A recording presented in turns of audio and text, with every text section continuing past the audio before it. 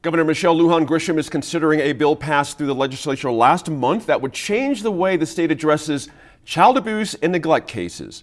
According to reporting from Searchlight, New Mexico, the bill would create the Office of Family Representation and Advocacy.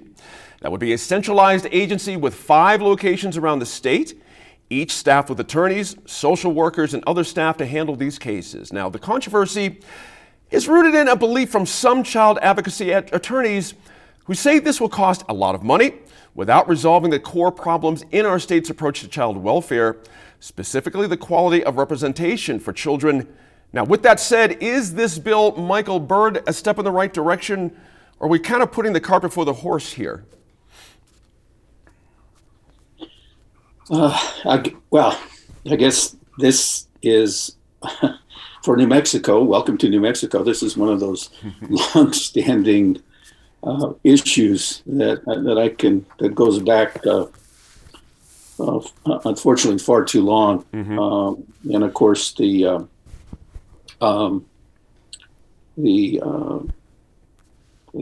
families and children that end up in this circumstances are the ones who bear the burden.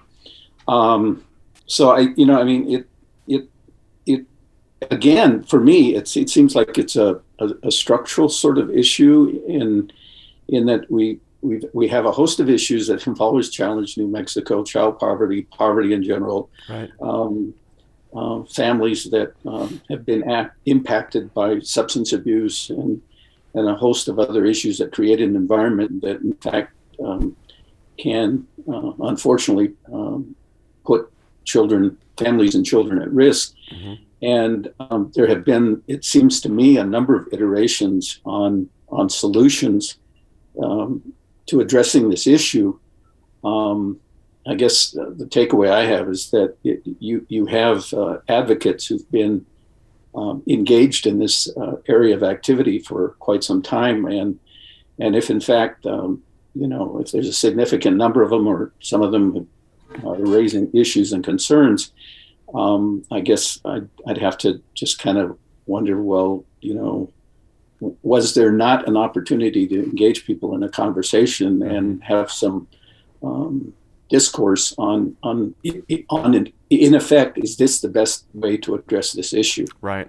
And if that conversation took place, people were engaged, all those people with a vested interest in this and history in it were engaged, and this was what was proposed, well, then maybe there's something worth pursuing.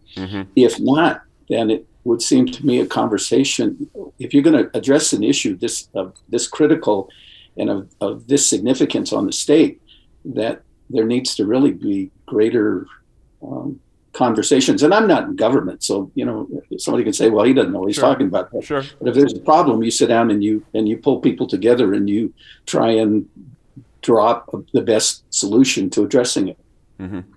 Julianne, supporters of the bill, Albuquerque nonprofit Pegasus Legal Services for Children, for example, says this program will help shift the mentality away from a punitive approach. Kids are taken from their parents at the drop to much more of a preventative mindset, meaning working to solve problems before cases are even filed.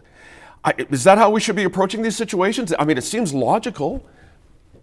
I mean, I think that like a lot of the approaches to these problems, the simple theory behind them is not the problem. The problem is in the implementation. Gotcha. And so you've got this agency that's been created. And mind you, this moved through the legislative process in a rather unremarkable way. You had unanimous approval on the House floor. Not a single legislator voted against it in the House. And in the Senate, only 2 people voted against it.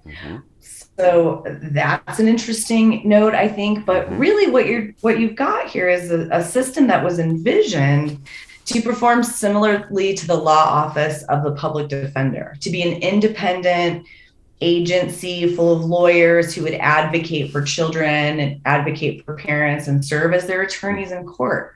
But what happened as this went through the process is that it became another bureaucratic adjunct under the executive branch. Right. And so I think that's sort of level one of what might be a problem. Go ahead and explain that just a little bit more. And that's the nut of this, isn't it? There's a lot of, how this is being implemented. Expand on that a little bit, the difference between how it should have come legislatively, according to some people, and versus how it actually did happen. Well, just that the law office of the public defender is an independent agency. The head of that office is not really beholden to, does not attend cabinet meetings, is not part of the political agenda.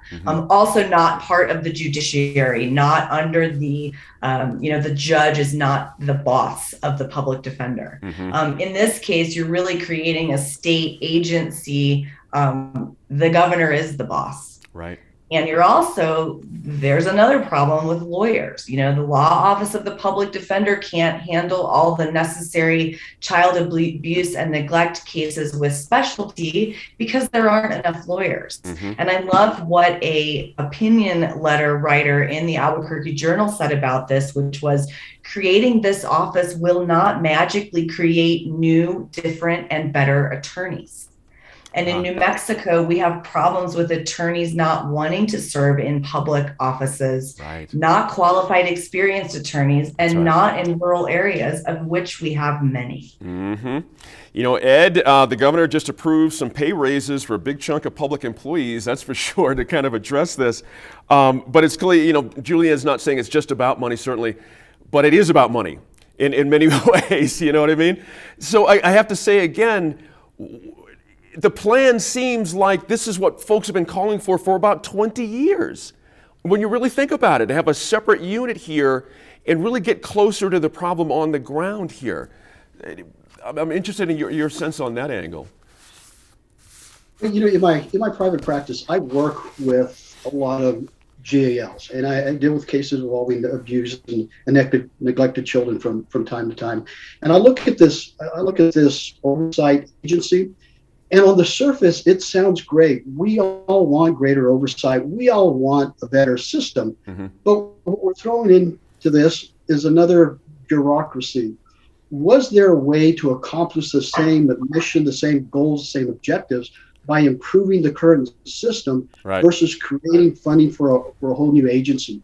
Will it work? Well, that's difficult to say. There are proponents, but there are opponents. And some of the opponents that I've spoken to are a little bit concerned that they didn't have the level of input. They really weren't able to convey to the committee who was reviewing this bill of potential unintended consequences that might impact their ultimate mission. I mean, there's some conflict of interest issues, and some other things that might take place. So the bill's in place.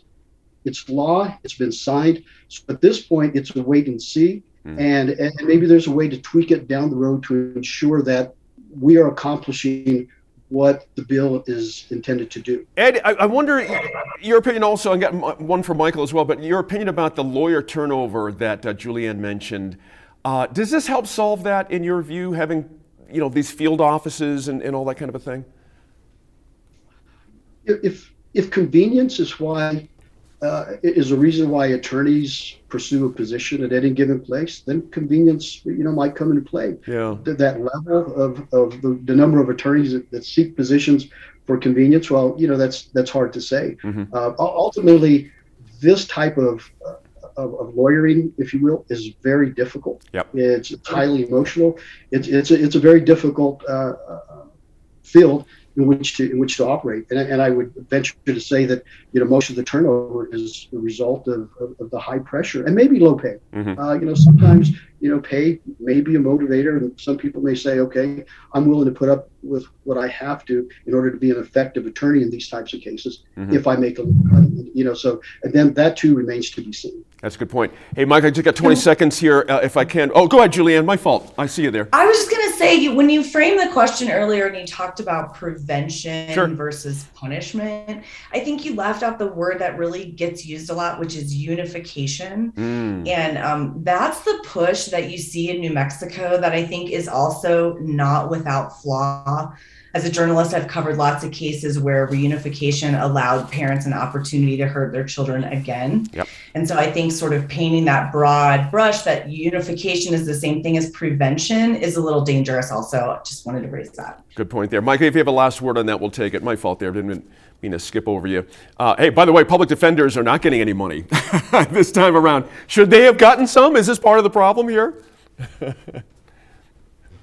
Yeah, I would think so. Mm-hmm. You know, the other thing is, I just very quickly, I think that how are we evaluating? Is there a mechanism for evaluating this model, this approach, so that we in fact know is it improving things? Are things better or worse? Or, you know, how does it stand? And without some sort of evaluation in there, you really don't know. Yeah, that's a good point there.